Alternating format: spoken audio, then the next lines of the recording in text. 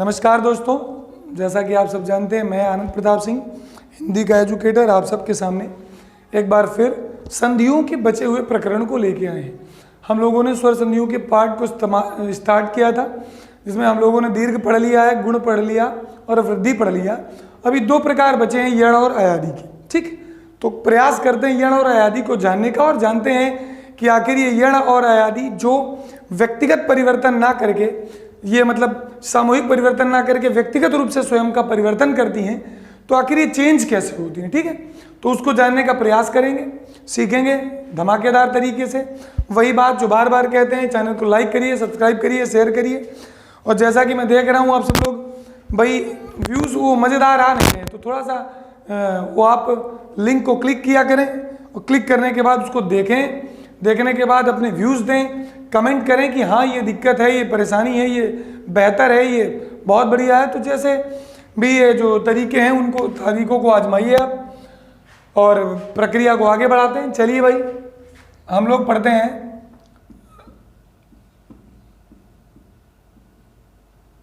स्वर संधि में। अगली संधि है यण संधि। कौन सी है?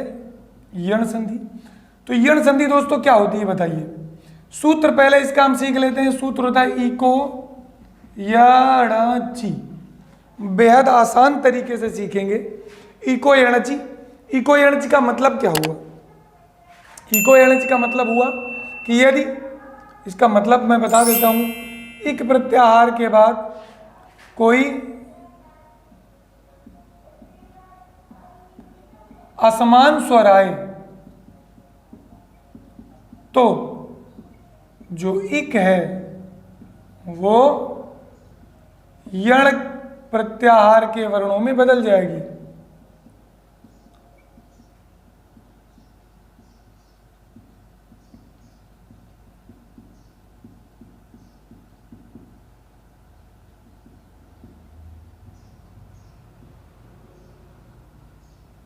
एक यण प्रत्याहार के वर्णों से बदल जाएगी। ये सूत्रगत परिभाषा है और इसको यदि हम थोड़ा सा अपने तरीके से सीखना चाहें तो आप कहेंगे कि ई या ई के बाद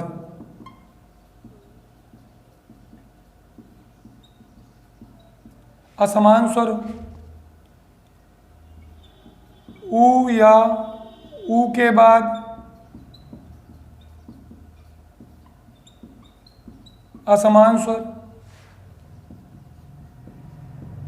री के बाद असमान स्वर। आप ये कह सकते हो तो लगा के ई, इसको अगर आप रीड कर चुके हैं तो इसको हटा देते हैं, तो ई या ई बराबर या, इधर आएगा तो ऊ या ऊ बराबर ओ, री बराबर रा। ये सामान्य से परिवर्तन है जो हम आसानी से कर सकते हैं। समझने का प्रयास करें कि यदि ई या ई के बाद कोई असमान स्वर आएगा तो जो ई या ई है वो या बन जाएगा। ठीक बात, उदाहरण देते हैं, बहुत गजब समझोगे। ऊ या ऊ के बाद अगर कोई असमान स्वर आए तो जो ऊ या ऊ है वो ओ बन जाएगा, और री के बाद यदि कोई असमान स्वर आएगा तो जो री है वो रा बन जाएगा। ये रही तुम्हारी पूरी परिभाषा। ठीक, इस परिभाषा को हम यदि सार्थकता की दृष्टि से देखें तो हम देखेंगे, लिखा है नियम, उदाहरण है हमारे पास अति और अल्प। हमने अति को तोड़ा, आ के बाद ता और ता में लग गई छोटी की मात्रा।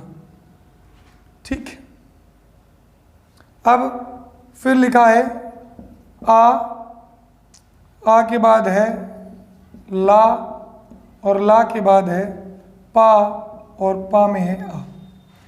अब यदि हम इस ई के साथ इस आ के कनेक्शन की बात करें कि संधि तो प्रत्येक शब्द का आखिरी वर्ण, किसी शब्द का आखिरी वर्ण और उसके बाद दूसरे शब्द का जो पहला वर्ण है वही तो संधि के लिए जिम्मेदार होगा। तो भाई जिम्मेदारी हमें ये देखनी है कि ये ई है और ये आ है।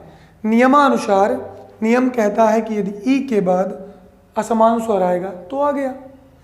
तो ई या ई क्या बनेगा? या। अब यहाँ पर छोटी ई की बात हो रही है तो हम केवल छोटी ई को या में बदलने की बात दिमाग में रखें। जैसे अब जोड़ दें भाई, जोड़ दिया जाए तो यहाँ जोड़ें, यहाँ देखिए ये ई बदलेगा या में, इसको हम अगर यहाँ लिखें तो जगह थोड़ा सा यहाँ पे हो जाएगा या, ये खत्म। ठीक, अब जोड़े तो आ है, ये आ है, ये ता है तो ये ता, क्योंकि ता के बाद कोई स्वर नहीं है इसलिए ता आधा। फिर है या, तो या हो गया, या में लगा हुआ है आ, तो आ या को पूरा कर देगा, हलंत हटा देगा। फिर आएगा ला और फिर आएगा पा, तो ये बन गया अत्यल्प। क्या बन गया?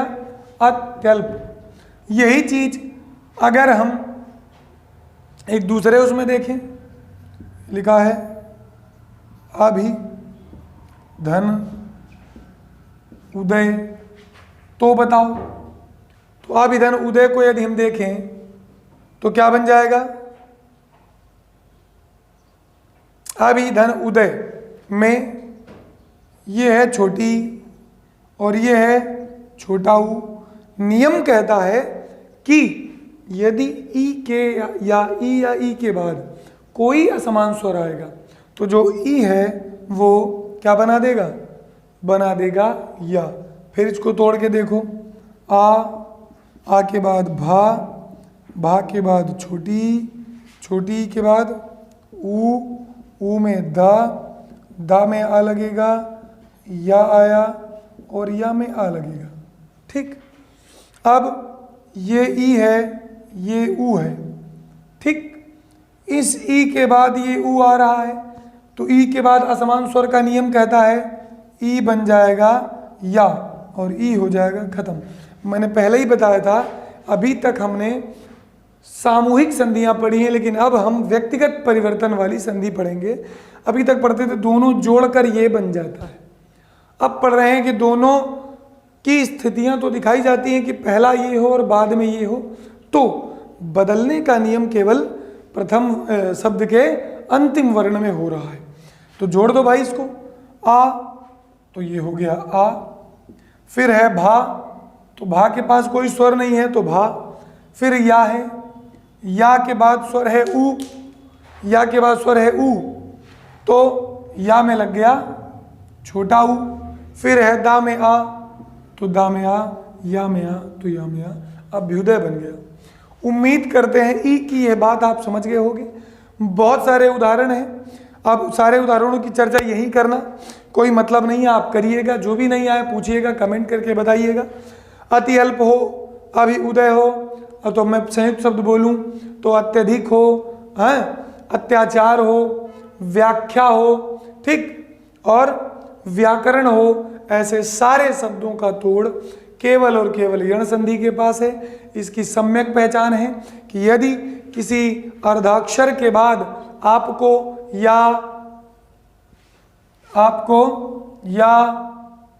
वा अथवा रा दिख जाए तो आप आंख बंद करके क्या लगा दोगे? यण संधि। अब आपके दिमाग में ये होगी सर जी ये बात स्पष्ट कैसे होगी? तो बेटा ये अर्धाक्षर है, या दिख गया यण हो गई, ये अर्धाक्षर है, या दिख गया यण हो गई। नियम इसलिए आपको बताए जाते हैं कि कभी कभी कुछ शब्दों में आपकी जो तरीके और ट्रिक होते हैं वो फेल हो जाते हैं, तो आप ट्रिक और तरीकों के माध्यम से 2-4 गिने चुने प्रचलित शब्दों को तो निकाल सकते हो, लेकिन जैसे ही कभी शब्द थोड़ा सा क्लिष्ट हुआ तो वहीं आप खड़े हो जाओगे, आप निकाल नहीं पाओगे। ठीक है, तो इतनी बात क्लियर है। अब हम दूसरे नियम के उदाहरणों को देखने का प्रयास करेंगे। ठीक, चलिए, समझ में आता जाए तो लाइक करते जाओ। वीडियो जितने लोग देखो तो कम से कम उतने लोग लाइक तो कर ही दो। सबके पास सूचना पहुंचती है उसके बाद भी लाइक नहीं करते हो, ये गलत बात है भाई। तुम्हारे लिए मेहनत की जा रही वीडियो फ्री ऑफ कॉस्ट है, कोई चार्ज नहीं है। आपके दिमाग में बहुत सारे वीडियो पड़े हैं यूट्यूब में, लेकिन आपका प्रेम हमें आगे के और अच्छे वीडियो बनाने की प्रेरणा देता है, तो उस प्रेम को आप बनाए रखें। आपका धन्यवाद और साधुवाद रहेगा हमारी ओर से। आगे नियम नंबर 2 में आते हैं, 2 में आते हैं। देखते हैं कि आखिर क्या परिवर्तन है। परिवर्तन है कि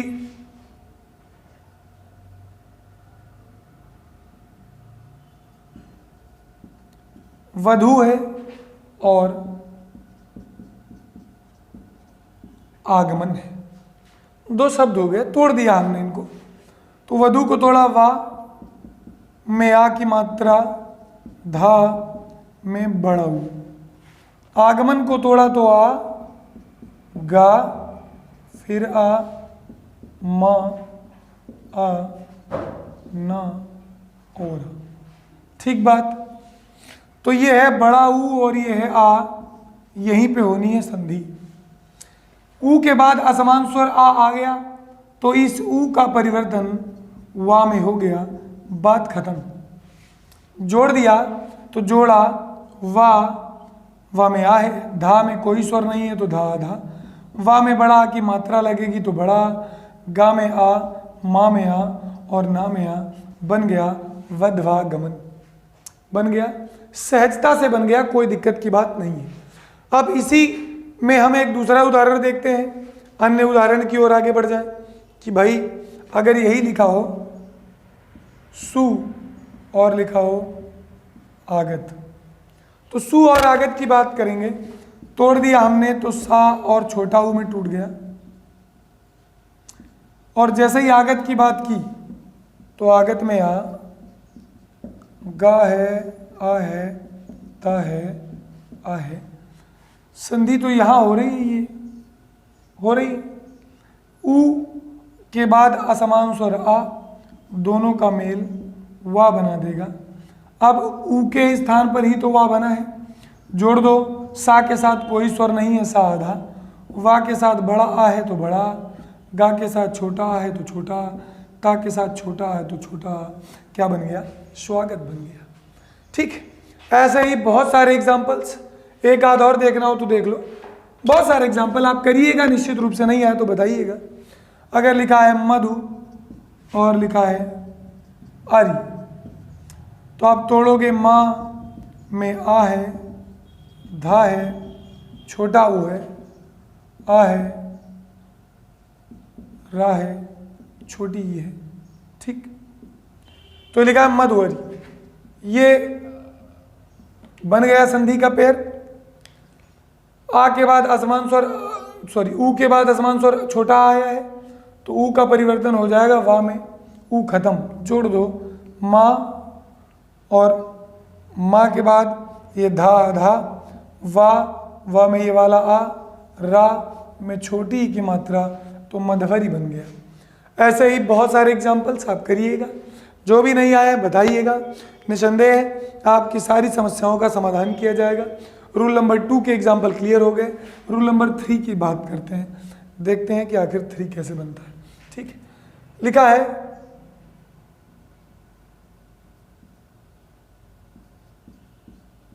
पितृ और लिखा है आज्ञा।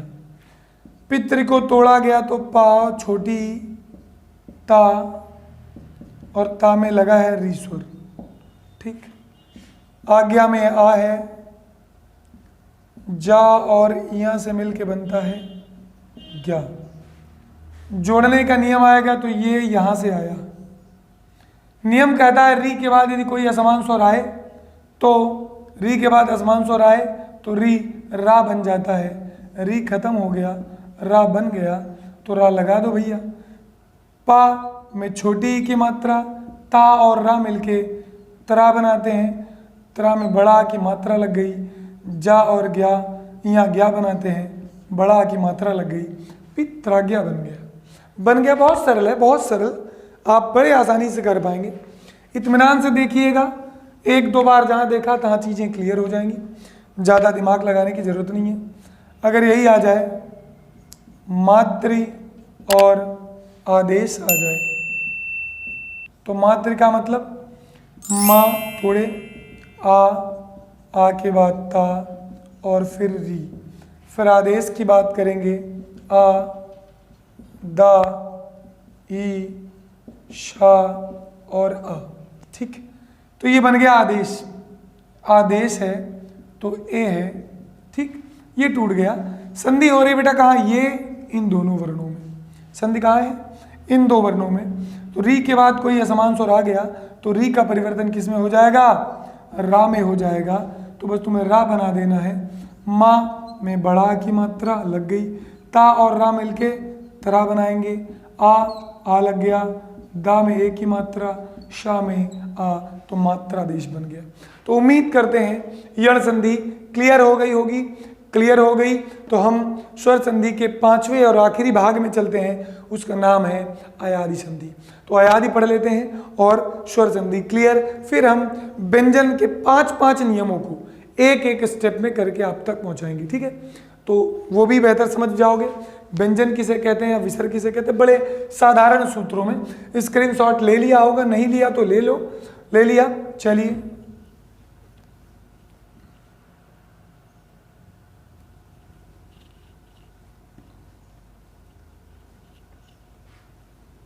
ठीक, तो अब अगली संधि आती है, अगली और स्वर संधि की आखिरी संधि, इसका नाम है अयादि स्वर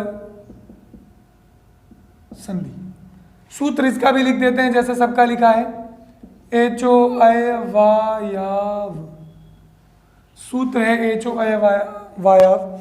सूत्र से चीजें क्लियर हो जाती हैं, लेकिन आप सब विशिष्ट परीक्षाओं के लिए ये तैयारी कर रहे हैं तो इस संस्कृत में क्लियर किया जाएगा, हिंदी से इसको अभी ना जोड़ा जाए तो ज़्यादा सही।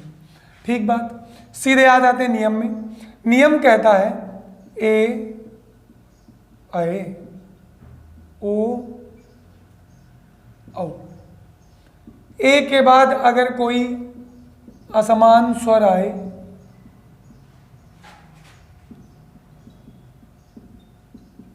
तो ए के स्थान पर आए। ठीक बात, अय के बाद यदि कोई असमान स्वर आए तो अय के स्थान पर आए।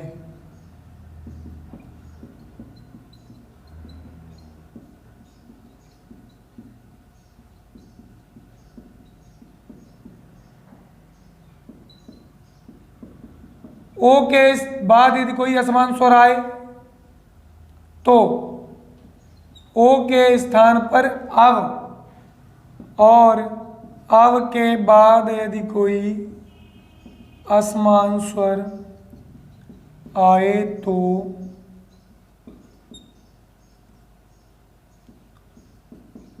औ के स्थान पर आओ। साधारण से नियम है, उम्मीद करते हैं बहुत सहजता से सीख जाओगे। कैसे, ए अय ओ औ, अय आय अव आओ, ए अय ओ औ, अय आय अव आओ। क्लियर बात। तो बेहद सरल चीज, बेहद सरल भाषा में, कोई दिक्कत की बात नहीं आएगी। ठीक, इतनी स्पष्ट हो गई। अब हम उदाहरण से इसको क्लियर करते हैं। दो उदाहरण लेंगे हर रूल का। ए का उदाहरण है, मुझे अय छांटना है। क्या छांटना है, अय। तो देखिए अय कहाँ कहाँ मिलता है। अगर लिखा है, पहले तो आपको तोड़ना जोड़ना सिखा दे। अगर लिखा है ने और अन, ठीक, अन ऐसे लिखा है तो ने आप तोड़ दिए तो ना में ए की मात्रा, आ, न और आ। क्लियर बात। अब संधि तो तुम्हारी यहीं हो रही है। ये नियम कहता है ए के बाद यदि असमान स्वर आए तो आ गया, तो जो ए है वो क्या बन जाएगा, अय बन जाएगा। तो भाई कुछ नहीं करना, जोड़ देना है। जोड़ दो, ना में आ लगेगा तो ना हो जाएगा पूरा। इस या हलंत वाले में ये आ लगेगा तो या हो जाएगा पूरा। ये ना में ये आ है ही, क्या बन गया, नयन बन गया। क्या बन गया, नयन बन गया। बेहद सरल है। तो आप इसको दो तरह से काम कर सकते हैं। या जब कभी संधि में तुमसे पूछा जाए कि नयन लिखा है, संधि बताओ, कुछ मत करो, तोड़ दो।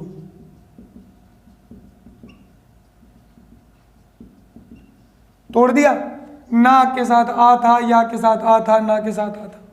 तो ये देखो बेटा, ये ए मिल गया तुम्हें। जैसे ए मिल गया तुम समझ गए भैया ये तो ए का परिवर्तित रूप है। ए का परिवर्तित रूप है, इन दोनों को जोड़ दिया तो ये बन गया ने, इसको अलग जोड़ दिया तो ये बन गया अन। तो क्या निकला? ने धन अन निकल गया। तो तोड़ना हो या जोड़ना हो, दोनों चीज़ों में बहुत सरल और सहज है, दिक्कत की बात नहीं है कोई। चलिए कंफर्म करते हैं, ठीक, आगे बढ़ाते हैं इसको। तो एक उदाहरण ये हो गया। रूल नंबर 2 का देखो, देखिए लिखा है आए, अगर लिखा है नए और लिखा है अक, तो दोस्तों नए का मतलब क्या हुआ? ना प्लस आए। इसको तोड़ा तो आ, का और आ। क्लियर बात? संधि हो रही है यहां पर, हो रही कि नहीं हो रही? हो रही है। अब ये और ये आए के बाद असमान स्वर आएगा तो आए आए में बदल जाएगा। किस में बदल जाएगा? आए में बदल जाएगा। तो भैया ये खत्म कहानी, इतना निकल के आ गया। जोड़ दिए तो ना में आ लगा तो बड़ा ना, या में आ लगा तो या, का में आ लगा तो का। क्या बन गया? नायक बन गया।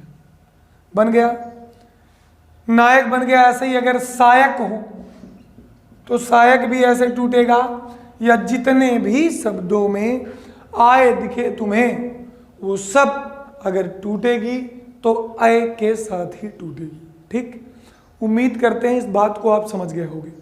तो 2 उदाहरण क्लियर। उदाहरण अब तीसरे रूल पे बात कर देते हैं, इसी के थर्ड पे। देखिए थर्ड पे बात करते हैं, कौन सा आएगा? यदि हम बात करें ओ और अ वाली, लिखा है पो और लिखा है इत्र। ठीक, तो पो को तोड़ा तो टूटा पा और ओ में। ठीक, इत्र को तोड़ा तो ई, ता, रा और आ में। अब बात आती है ओ ई के साथ।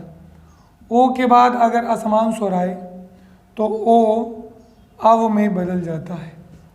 हो गया, ओ खत्म, जोड़ दो, कुछ नहीं करना।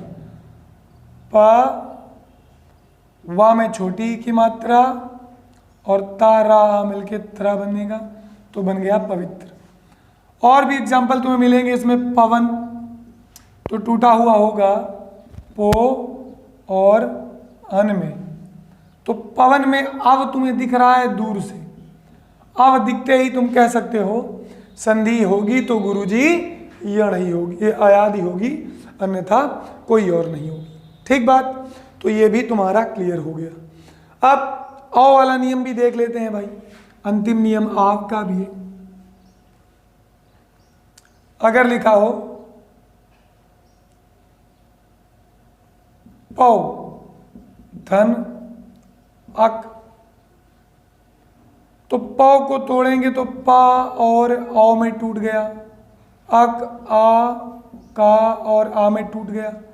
ये यहां पे हो गई संधि। औ के बाद असमान स्वर आए तो औ आओ में बदलता है, तो बदल गया भैया आओ में। ठीक बात? तो जब बदल दिए तो जोड़ना है। पा में आ जुड़ेगा तो पा, वा में ये वाला आ जुड़ेगा तो वा, का में ये वाला आ जुड़ गया का। क्या बन गया? ये बन गया पावक। बन गया कि नहीं बन गया? यही अगर पावन हो तो लिखा रहेगा पौ धन अन बराबर, तो ये टूटेगा। औ के बाद असमान स्वर तुम्हें दिख रहा है तो ये बन जाएगा पावन। बनेगा कि नहीं बनेगा? बिल्कुल बनेगा। तो ये तुम्हारे स्वर संधियां हो गई दोस्तों समाप्त। अब हम स्वर के बाद व्यंजन संधियों के, मैंने कहा कि 5-5 रूल लेंगे, 5 या 6, तो 5-5 रूल और उनके एग्जाम्पल्स के थ्रू आपको व्यंजन संधियों का परिवर्तन और व्यंजन संधियों के नियमों की विस्तृत चर्चा करवाएंगे। ये नियम आप पढ़ लेना, अच्छे अच्छे क्वेश्चन करने का प्रयास करना। नहीं आएगा, हम हैं आपकी मदद के लिए, ठीक है। तो करना ये है कि जैसे विधायक आ जाए कैसे तोड़ोगे, अब विधायक तो धाय आय मिल गया, तो विधेय धन अक में तोड़ दो, खत्म सूत्र। तो बहुत सरल है, केवल तोड़ोगे तो केवल संधि करना शुरू करोगे तो आप कर ले जाओगे, बेहतर करोगे, मेरा भरोसा रखो। मिलते हैं अगले वीडियो में व्यंजन संधि का पार्ट 1 लेके। संधि में शुरू किया हम लोगों ने और स्वर संधियों को 3 पार्ट में निपटा लिया। व्यंजन संधि पार्ट 1 लेके निकलेंगे या संधि का ही कोई पार्ट आगे बढ़ा देंगे, जैसे आप कहेंगे, कमेंट करेंगे उसी के अनुसार, ठीक। तो व्यंजन संधि के 5 रूलों को बेहतर तरीके से जानने के लिए इंतजार करिए और कमेंट करिए व्यंजन संधि के लिए। धन्यवाद।